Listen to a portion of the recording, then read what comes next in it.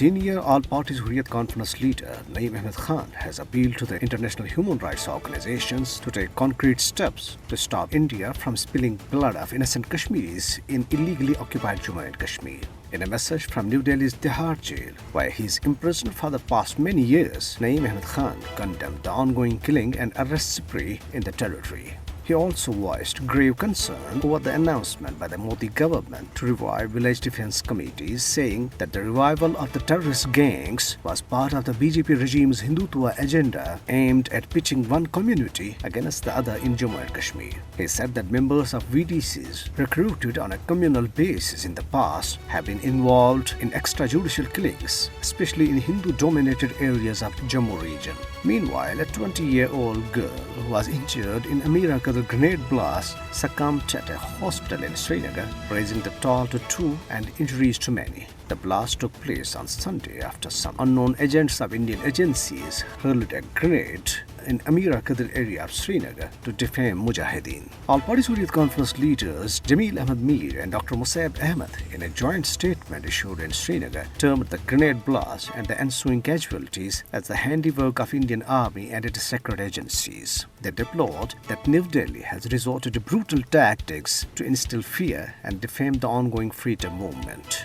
Senior Hurriyat leader Agha Saeed Hassan al-Moswi al-Safri, in a statement, expressed grief over the killings. Hurriyat leader Mir Shahid Salim, addressing a meeting in Jammu, said the political destiny of disputed Jammu and Kashmir should be decided through tripartite dialogue process. India is continuously peddling false propaganda to push the false narrative of so-called normalcy returning to Indian illegally occupied Jammu and Kashmir. Political analysts said New Delhi has snatched every right, including right to live, of Kashmiris, but intends to paint the picture that all is well in occupied territory, but the fact is that all is against normal in the territory. Senior Congress leader Tara Chand, addressing party workers in Jammu, said the BJP regime has harassed every section of the society but has done nothing to the public interest in the territory. In India, protests against the Indian paramilitary Central Reserve Police Force camps have grown stronger in the Indian state of Chhattisgarh. The newly built CRPF camps in Silgar and Sukma areas of the state are equipped with the latest security installations that cover 10,000 kilometers. The protests have been continuing since May 17th last year, when the CRPF troops openly fired on civilians, killing 4 of them.